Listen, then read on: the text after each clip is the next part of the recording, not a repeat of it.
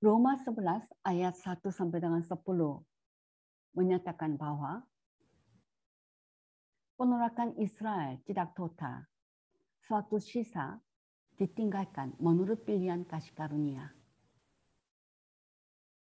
Sedangkan Roma 11 ayat 11 sampai dengan 36 menyatakan bahwa penolakan Israel bukan final.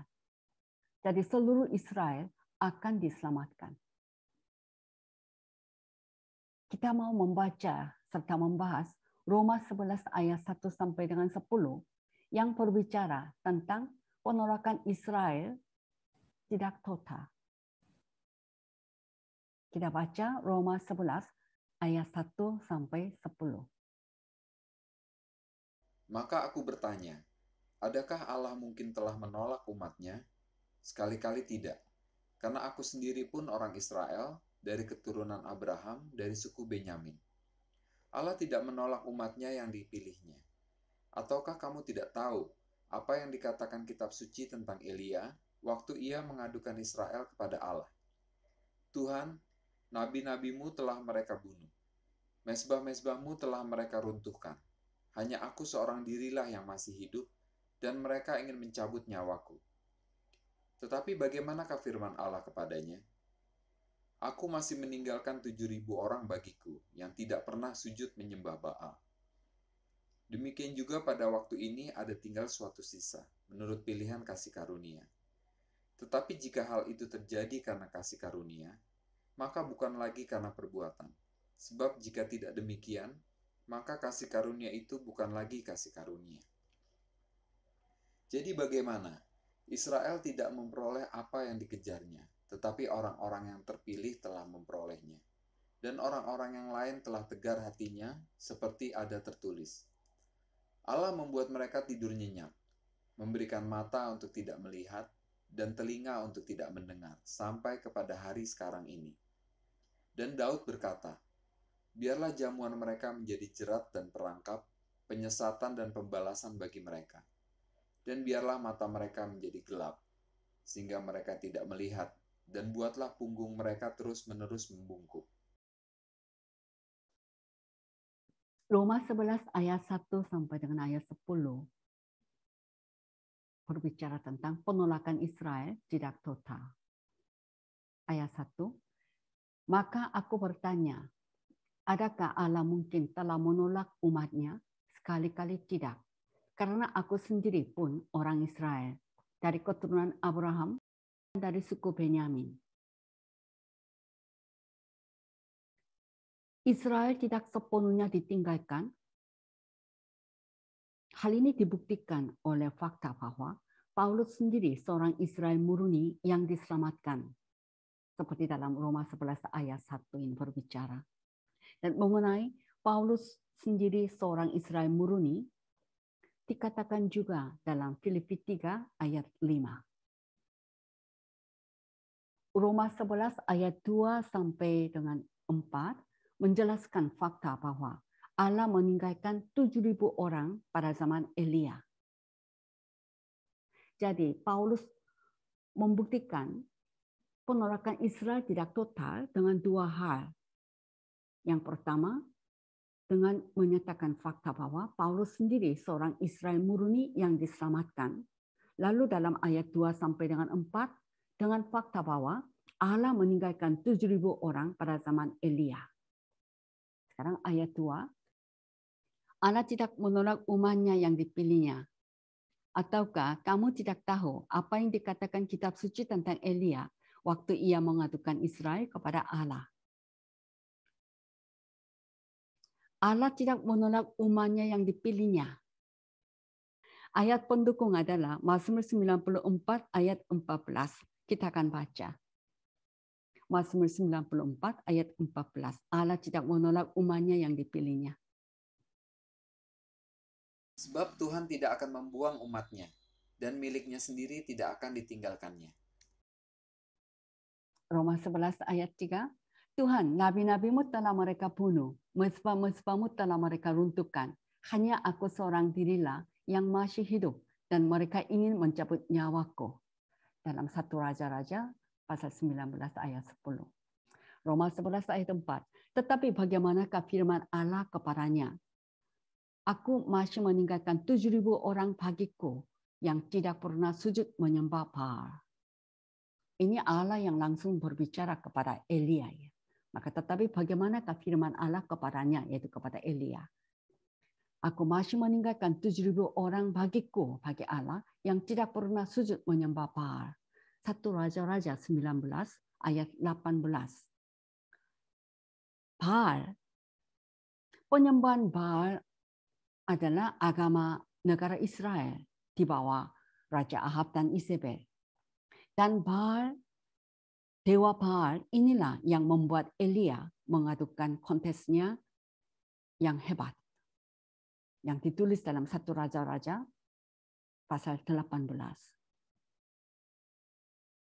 Roma 11 ayat 5. Demikian juga pada waktu ini ada tinggal suatu sisa menurut pilihan kasih karunia. Demikian juga seperti pada zaman Elia, Allah tinggalkan 7.000 orang yang tidak tunduk kepada Baal. Demikian juga pada waktu ini, yaitu pada zaman kasih karunia, ada tinggal suatu sisa. Ada tinggal suatu sisa. Remnant, a remnant. Kata suatu sisa tidak pernah dipakai untuk gereja atau bangsa-bangsa lain. Hanya diterapkan bagi bangsa Israel saja. Allah walaupun menghukum Israel pasti ada suatu sisa. Alasannya karena untuk menggenapi perjanjian yang dibuat oleh Allah dengan Abraham dan Daud disertai sumpah. Perjanjian sumpah ini berkaitan dengan kerajaan Mesias di bumi. Dikatakan dalam Lukas 1 ayat 31 sampai 33. Dengan menggunakan fakta sejarah peristiwa Elia sebagai contoh dalam 1 Raja-Raja 19 ayat 10 sampai 18, Paulus memberitahu kita bahwa sama seperti ada suatu sisa pada zaman Elia, ada suatu sisa pada zaman Paulus, yaitu zaman gereja. 11 ayat 6. Tetapi jika hal itu terjadi karena kasih karunia, maka bukan lagi karena perbuatan. Sebab jika tidak demikian, maka kasih karunia itu bukan lagi kasih karunia. Jika keselamatan adalah karena perbuatan, maka keselamatan akan berhenti menjadi hadiah gratis dan tidak tuntas. A free and unmerited gift. Sekali lagi, jika keselamatan adalah karena perbuatan, maka keselamatan akan berhenti menjadi hadiah gratis dan tidak pantas. Dalam bahasa Inggris, a free and unmerited gift.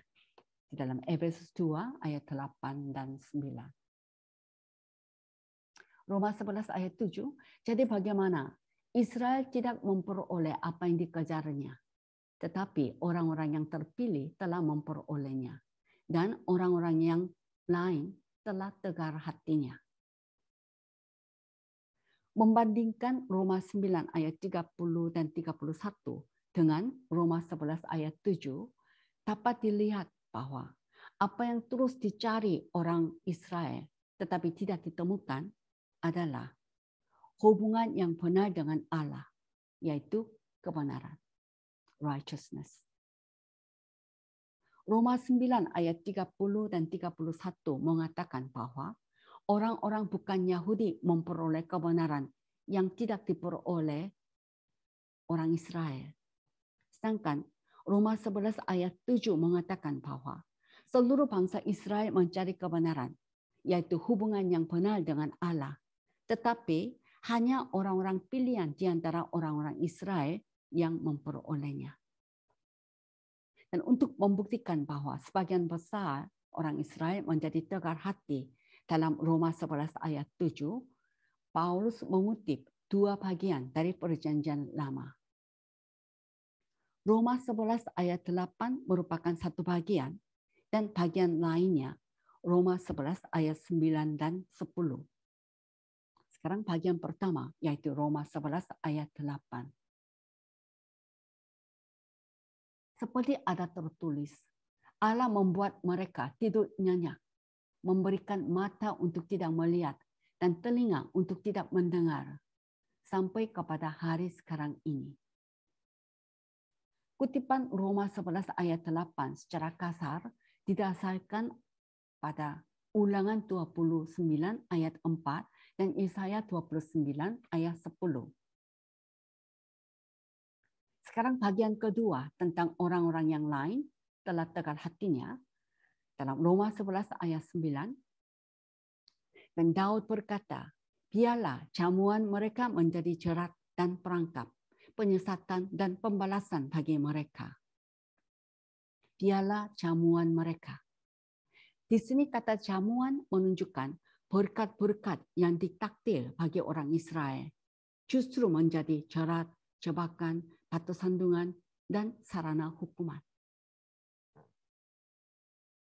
Roma 11 ayat 10. Dan biarlah mata mereka menjadi gelap sehingga mereka tidak melihat, dan buatlah punggung mereka terus-menerus membungkuk. Roma 11 ayat 9 dan 10 dikutip dari Mazmur 69 ayat 23 dan 24 dengan mengikuti versi Yunani. Roma 11 ayat 9 dan 10, kedua ayat ini tentang doa Daud agar Tuhan datang melalui penyerubu yang tiba-tiba muncul ketika musuhnya duduk di meja menikmati kesenangan. Dengan kata lain, adalah doa agar meja musuh menjadi penghalang yang menyebabkan musuh-musuhnya tersandung seperti jebakan dan jaring dan menyebabkan mereka jatuh dan tertawan pada akhirnya karena mata mereka menjadi gelap. Ringkasnya Roma 11 ayat 9 dan 10 adalah harapan Daud akan penghakiman langsung dari Allah atas musuh-musuhnya. Paulus menerapkan Mazmur 69 ayat 23 dan 24 kepada Israel pada zaman Paulus. Artinya, orang-orang Yahudi pada zaman Paulus menyalahgunakan hak istimewa mereka yang menyebabkan mereka menolak Injil kasih karunia, yaitu Injil salib Kristus. Sampai di sini kita telah membaca dan membahas Roma 11 ayat 1 sampai dengan 10 yang berbicara bahwa penolakan Israel tidak total. Ada suatu sisa ditinggalkan. Sekarang Roma 11 ayat 11 sampai dengan 24 yang menyatakan bahwa penolakan Israel bukan final. Bukan hanya sisa saja yang diselamatkan seperti sekarang. Nanti seluruh Israel akan diselamatkan dalam masa kesusahan 7 tahun serta kedatangan Kristus yang kedua kali. Sekarang kita mau baca Roma 11 ayat 11 sampai 24. Maka aku bertanya, adakah mereka tersandung dan harus jatuh? Sekali-kali tidak. Tetapi oleh pelanggaran mereka, keselamatan telah sampai kepada bangsa-bangsa lain supaya membuat mereka cemburu. Sebab jika pelanggaran mereka berarti kekayaan bagi dunia, dan kekurangan mereka kekayaan bagi bangsa-bangsa lain, terlebih-lebih lagi kesempurnaan mereka. Aku berkata kepada kamu, hai bangsa-bangsa bukan Yahudi. Justru karena aku adalah rasul untuk bangsa-bangsa bukan Yahudi, aku menganggap hal itu kemuliaan pelayananku. Yaitu, kalau-kalau aku dapat membangkitkan cemburu di dalam hati kaum sebangsaku menurut daging, dan dapat menyelamatkan beberapa orang dari mereka. Sebab jika penolakan mereka berarti perdamaian bagi dunia, dapatkah penerimaan mereka mempunyai arti lain daripada hidup dari antara orang mati? Jikalau roti sulung adalah kudus, maka seluruh adonan juga kudus. Dan jikalau akar adalah kudus, maka cabang-cabang juga kudus. Karena itu, apabila beberapa cabang telah dipatahkan, dan kamu sebagai tunas liar telah dicangkokkan di antaranya, dan turut mendapat bagian dalam akar pohon zaitun yang penuh getah, janganlah kamu bermegah terhadap cabang-cabang itu. Jikalau kamu bermegah, ingatlah bahwa bukan kamu yang menopang akar itu, melainkan akar itu yang menopang kamu. Mungkin kamu akan berkata, ada cabang-cabang yang dipatahkan supaya aku dicangkokkan di antaranya sebagai tunas. Baiklah, mereka dipatahkan karena ketidakpercayaan mereka, dan kamu tegak tercacak karena iman. Janganlah kamu sombong, tetapi takutlah. Sebab kalau Allah tidak menyayangkan cabang-cabang asli, Ia juga tidak akan menyayangkan kamu. Sebab itu, perhatikanlah kemurahan Allah dan juga kekerasannya, yaitu kekerasan atas orang-orang yang telah jatuh, tetapi atas kamu kemurahannya, yaitu jika kamu tetap dalam kemurahannya. Jika tidak, kamu pun akan dipotong juga. Tetapi mereka pun akan dicangkokkan kembali jika mereka tidak tetap dalam ketidakpercayaan mereka, sebab Allah berkuasa untuk mencangkokkan mereka kembali. Sebab jika kamu telah dipotong sebagai cabang dari pohon zaitun liar dan bertentangan dengan keadaanmu itu, kamu telah dicangkokkan pada pohon zaitun sejati. Terlebih lagi mereka ini, yang menurut asal, mereka akan dicangkokkan pada pohon zaitun mereka sendiri. Roma 11 ayat 11 sampai dengan 24 menyatakan bahwa penolakan Israel bukan final. Roma 11 ayat 11, maka aku bertanya, adakah mereka tersandung dan harus jatuh? Sekali-kali tidak. Tetapi oleh pelanggaran mereka, keselamatan telah sampai kepada bangsa-bangsa lain, supaya membuat mereka cemburu. Frasa, tetapi oleh pelanggaran mereka. Kata pelanggaran mereka menunjukkan penolakan Israel akan Injil. 11 ayat 12. Sebab jika pelanggaran mereka berarti kekayaan bagi dunia dan kekurangan mereka kekayaan bagi bangsa-bangsa lain, terlebih-lebih lagi kesempurnaan mereka. Kata kekurangan di sini sama dengan pelanggaran, dengan arti kerugian yang disebabkan pelanggaran, yaitu penolakan Injil. Kata kesempurnaan mereka, kata aslinya adalah kepenuhan mereka. Maka kalau dalam Weymouth Translation diterjemahkan their restoration, pemulihan mereka. Paulus memulai tema Israel akan dipulihkan dalam Roma 11 ayat 15 dan Roma 11 ayat 23 sampai 26 yang menyatakan bahwa bukan hanya sisa saja yang diselamatkan, tetapi seluruh Israel akan diselamatkan. Seluruh Israel akan diselamatkan. Roma 11 ayat 12, kesempurnaan mereka. Kalau dalam Roma 11 ayat 15, dengan kata penerimaan mereka. Kalau Roma 11 ayat 23 dan 24, sebagai dicangkokkan. Sekali lagi saya katakan, kesempurnaan mereka dalam Roma 11 ayat 12 dilukiskan sebagai penerimaan mereka dalam Roma 11 ayat 15 dan dicangkokkan dalam Roma 11, 23 dan 24. Roma 11 ayat 13, aku berkata kepada kamu, hai bangsa-bangsa bukan Yahudi, justru karena aku adalah rasul untuk bangsa-bangsa bukan Yahudi, aku menganggap hal itu kemuliaan pelayananku. Paulus mengatakan, aku adalah rasul untuk bangsa-bangsa bukan Yahudi. Galatia 2 ayat 7 sampai 9.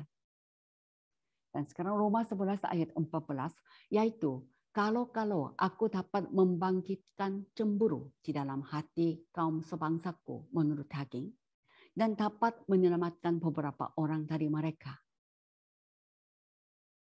Sekali lagi, untuk pengertian yang lebih mudah, saya baca kembali Roma 11 ayat 13 sampai 14.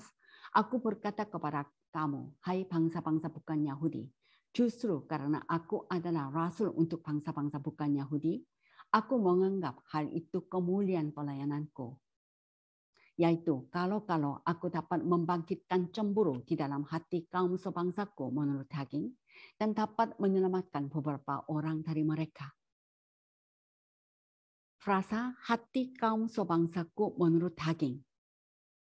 Ini beberapa kata dalam bahasa Indonesia ini, kalau dalam bahasa Yunani singkat, my flesh, dagingku. Dagingku. Paulus menyebut bangsa Israel sebagai dagingku.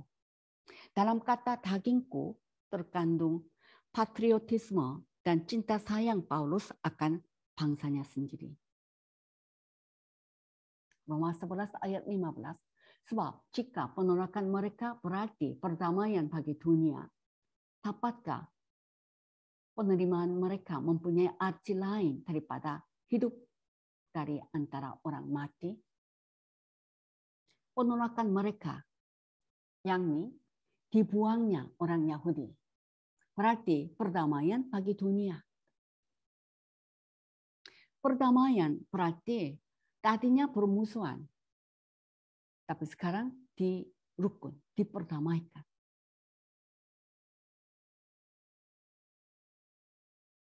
Dibuangnya orang Yahudi sementara, bukan untuk selamanya, tapi untuk sementara waktu, mengakibatkan perdamaian bagi dunia. Dan penerimaan kembali orang Yahudi digambarkan seperti hidup dari antara orang mati. Ada kegembiraan, ada keharuan yang meluap-luap. Roma 11 ayat 16. Jikalau roti sulung adalah kudus, maka seluruh adonan juga kudus. Dan jikalau akar adalah kudus, maka cabang-cabang juga kudus. Kata roti sulung. Kalau dalam NRSV, the part of the dough offered as first fruit. Bagian adonan yang dipersembahkan sebagai buah sulung. Ini dari Bilangan 15 ayat 17 sampai 21. Roma 11 ayat 16 bagian A didasarkan pada perintah untuk membuat roti dari biji-bijian yang matang pertama, yaitu first fruits, dan mempersembahkannya sebagai korban kepada Tuhan. Itu yang ditulis dalam Bilangan 15 ayat 17 sampai 21. Biji-bijian yang matang pertama mewakili semua biji-bijian. Oleh karena itu, mempersembahkan biji-bijian yang matang pertama berarti mempersembahkan semua biji-bijian yang panen pada tahun itu. Roti sulung menunjukkan orang Yahudi yang menerima Injil, yakni suatu sisa. Seluruh adonan menunjukkan seluruh bangsa Israel yang akan diberkati oleh Injil dan menjadi kudus pada akhirnya. Roma 11 ayat 25 sampai 29 dan Yesaya 66 ayat 7 sampai 8, Sakaria 12 ayat 10 sampai Sakaria 13 ayat 1 dan Sakaria 14 ayat 1 sampai 21. Banyak ayat yang menceritakan hal ini. Dan kalimat dan jikalau akar adalah kudus. Di sini kata akar menunjukkan bapak-bapak leluhur orang Israel. Sekaligus janji-janji perjanjian kepada Abraham yang mengantisipasi berkat bagi orang Yahudi dan bukan Yahudi. Sekali lagi, kata akar menunjukkan bapak-bapak leluhur orang Israel. Sekaligus janji-janji perjanjian kepada Abraham yang mengantisipasi berkat bagi orang Yahudi dan bukan Yahudi. Kata cabang-cabang. Cabang-cabang adalah orang-orang Israel. Seperti orang-orang Kristen sejati adalah cabang-cabang pada pokok anggur. Dalam Yohanes 15 ayat 1 sampai 18. Apa yang dijelaskan dalam Roma 11 ayat 17 sampai 24 adalah dengan satu kata, perumpamaan pohon zaitun. Dalam perumpamaan pohon zaitun, Paulus memperingati orang Kristen non-Yahudi supaya tidak atau jangan bermegah dan sombong terhadap orang Yahudi. Roma 11 ayat 17. Karena itu, apabila beberapa cabang telah dipatahkan dan kamu sebagai tunas liar telah dicangkokkan di antaranya dan turut mendapat bagian dalam akar pohon zaitun yang penuh getah. Saya baca sambung dengan sampai ayat 18 ya. Janganlah kamu bermegah terhadap cabang-cabang itu. Jikalau kamu bermegah, ingatlah bahwa bukan kamu yang menopang akar itu, melainkan akar itu yang menopang kamu. Sampai di sini dulu 2 ayat kita bahas ya. Karena itu apabila beberapa cabang menunjukkan sebagian orang Yahudi yang menolak Injil. Beberapa cabang telah dipatahkan dan kamu sebagai tunas liar telah dicangkokkan di antaranya. Kamu sebagai tunas liar. Kalau dalam Alkitab NRSV, the wild olive shoot, tunas pohon zaitun liar, yaitu orang-orang percaya yang bukan Yahudi. Kalau kata pohon zaitun, dalam akar pohon zaitun yang penuh getah, pohon zaitun menunjukkan umat Allah, bukan sekadar orang Israel secara jasmani. Umat Allah tapi bukan sekadar orang Israel secara jasmani. Di Roma 9 ayat 6. Kalau Israel digambarkan sebagai pohon zaitun dalam Yeremia 11 ayat 16 dan Hosea 14 ayat 6. Dan kata getah, yang penuh getah. Getah adalah berkat-berkat Kristus dan Allah melalui perjanjian Abraham dan perjanjian baru. Kejadian 12 ayat 1 sampai 3 dan Yeremia 31 ayat 31 sampai 34. Kalau Roma 11 ayat 18 sampai dengan 20 merupakan penjelasan bahwa orang-orang bukan Yahudi yang diselamatkan seharusnya tidak memiliki sikap sombong terhadap orang-orang Yahudi yang belum diselamatkan. Jadi ayat 18, janganlah kamu bermegah terhadap cabang-cabang itu. Cabang-cabang itu yaitu sebagian besar orang Yahudi yang belum diselamatkan. Jikalau kamu bermegah, ingatlah bahwa bukan kamu yang menopang akar itu, melainkan akar itu yang menopang kamu. 19, mungkin kamu akan berkata, ada cabang-cabang yang dipatahkan, supaya aku dicangkokkan di antaranya sebagai tunas. Ayat 20, baiklah, mereka dipatahkan karena ketidakpercayaan mereka, dan kamu tegak tercacak karena iman. Janganlah kamu sombong, tetapi takutlah. Kata baiklah dalam Alkitab Inggris, that is true, benar. Mereka dipatahkan karena ketidakpercayaan mereka, dan kamu tegak tercacak, artinya stand, berdiri. Kata tegak tercacak merupakan lawan dari kata jatuh dalam Roma 11 ayat 11. Roma 11 ayat 21. Sebab kalau Allah tidak menyayangkan cabang-cabang asli, Ia juga tidak menyayangkan kamu. Roma 11 ayat 21 menjelaskan alasan argumentasi dalam ayat 18 sampai dengan 20 bahwa orang Kristen non-Yahudi jangan bermegah atas atau sombong atas orang Yahudi yang belum percaya Yesus. Ini karena ada risiko cabang yang dicangkokkan lebih mudah dipatahkan daripada cabang aslinya. Sebab kalau Allah tidak menyayangkan cabang-cabang asli, yaitu orang-orang Yahudi yang menolak Injil, Ia juga tidak menyayangkan kamu, yaitu orang-orang Kristen bukan Yahudi. Ini karena ada risiko cabang yang dicangkokkan lebih mudah dipatahkan daripada cabang aslinya.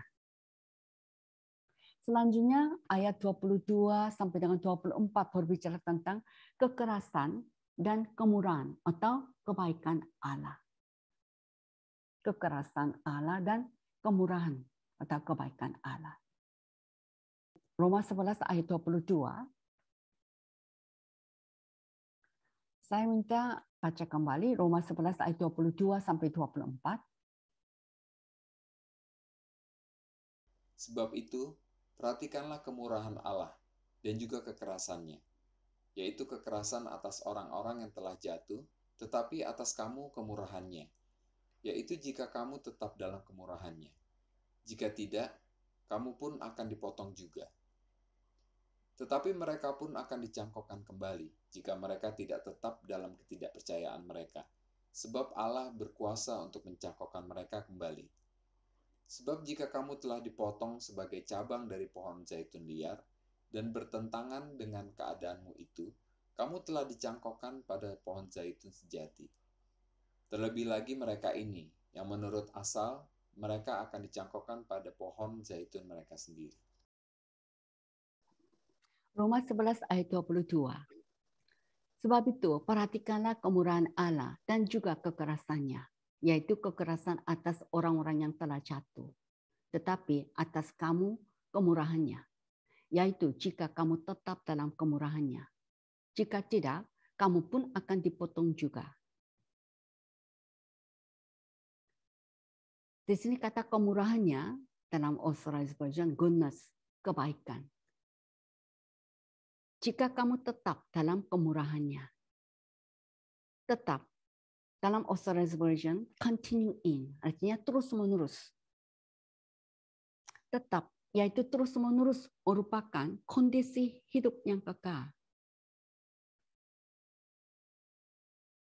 Jika Tuhan berjanji di dalam Roma 11 ayat 22 untuk memotong mereka yang tidak tinggal dalam kebaikan Tuhan, maka Tuhan wajib melakukannya.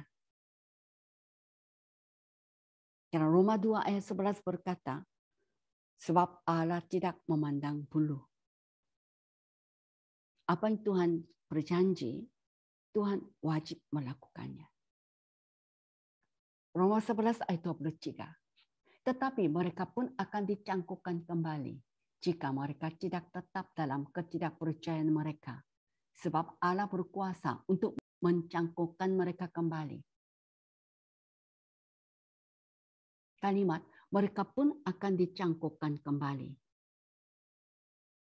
Sebagian besar orang-orang Yahudi digambarkan dalam Roma 11 ayat 17 sebagai cabang-cabang yang telah dipatahkan karena ketidakpercayaan mereka. Akan tetapi, Roma 11 ayat 23 dan 24 menyatakan bahwa mereka akan dicangkokkan kembali. Cabang-cabang yang telah dipatahkan karena ketidakpercayaan mereka akan dicangkokkan kembali. Roma 11 ayat 24. Sebab jika kamu telah dipotong sebagai cabang dari pohon zaitun liar dan bertentangan dengan keadaanmu itu, kamu telah dicangkokkan pada pohon zaitun sejati. Terlebih lagi mereka ini yang menurut asal mereka akan dicangkokkan pada pohon zaitun mereka sendiri. Sekali lagi saya membacakan ayat 24 ini ya, perlu pengertian. Sebab jika kamu telah dipotong sebagai cabang dari pohon zaitun liar dan bertentangan dengan keadaanmu itu, kamu telah dicangkokkan pada pohon zaitun sejati. Terlebih lagi mereka ini yang menurut asal mereka akan dicangkokkan pada pohon zaitun mereka sendiri. Kata terlebih lagi ini memberi satu pengertian bahwa mereka ini yang menurut asal mereka akan dicangkokkan pada pohon zaitun mereka sendiri. Pada umumnya, orang mencangkok cabang yang baik pada pohon yang tidak berbuah. Tetapi dalam Roma 11 ayat 24, Paulus menyatakan bahwa berlawanan dengan kebiasaan, mencangkokkan cabang yang tidak berbuah pada pohon yang baik dan berbuah. Apalagi mencangkok cabang ke pohonnya sendiri yang berbuah merupakan hal yang wajar. Sekali lagi saya katakan, Roma 11 ayat 24, Paulus menjelaskan bahwa perlawanan dengan kebiasaan mencangkok cabang yang tidak berbuah pada pohon yang baik dan berbuah. Jadi apalagi mencangkok cabang ke pohonnya sendiri yang berbuah adalah hal yang wajar. Intinya, orang Israel akan dicangkokkan pada pohon zaitun mereka sendiri. Orang Israel akan dicangkokkan pada pohon zaitun mereka sendiri. Haleluya. Lalu hal ini akan bersambung dalam Roma 11 ayat 25 sampai 32. Roma 11 ayat 25 sampai 32 menjelaskan keselamatan bangsa Israel secara keseluruhan. Tadinya ada sebagian. Tapi Roma 11 25 sampai 32 menjelaskan akhirnya keselamatan bangsa Israel secara keseluruhan.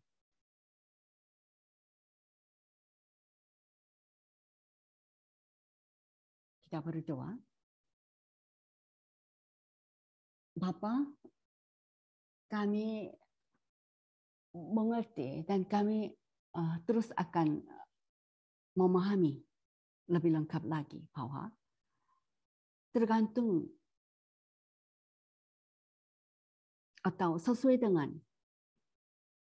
reaksi bangsa Israel tentang Injil, maka seluruh dunia non-Yahudi akan dipengaruhi, akan mendapat dampak.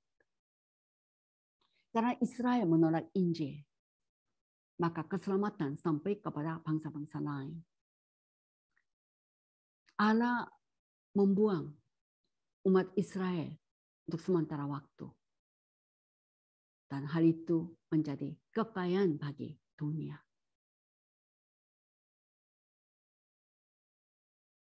Apa yang dijelaskan dalam Roma pasal 11 yang kami telah bahas, bahwa Israel akan dipulihkan. Bukan suatu sisa saja, tetapi seluruh Israel akan dipulihkan. Dan dampak daripada pengaruh pemulihan Israel secara keseluruhan adalah keselamatan bagi semua bangsa-bangsa lain dalam kerajaan 1000 tahun. Bapa, kami telah memahami bahwa melalui 7 tahun tribulasi, umat Israel akan diremukkan. Lalu bila kedatangan Yesus kali yang kedua di bumi, maka orang-orang Israel yang ada di tanah Palestina akan lahir baru dalam masa kerajaan 1000 tahun. Dan melalui bangsa Israel yang lahir baru, seluruh bangsa non-Yahudi akan diinjili dan diselamatkan selama 1000 tahun. Sedangkan iblis ada di jurang maut, dikurung, supaya tidak bisa menghambat pemberitaan Injil dalam masa kerajaan 1000 tahun. Dan setelah berakhir kerajaan 1000 tahun, iblis akan dilepaskan untuk sedikit waktu untuk menguji bangsa-bangsa yang telah diinjili. Terima kasih Bapa atas pengertian yang kami peroleh. Kami senang Bapa dan sungguh berharga kami memahami secara Israel melalui surat Roma. Israel yang merupakan jamaah Allah. Kami mau selidiki secara Israel melalui kitab suci, khususnya saat ini melalui surat Roma. Terima kasih Bapa atas kesempatan dan pengertian yang Kau berikan kepada kami. Di dalam nama Yesus kami naikkan syukur dan kami berdoa. Amin.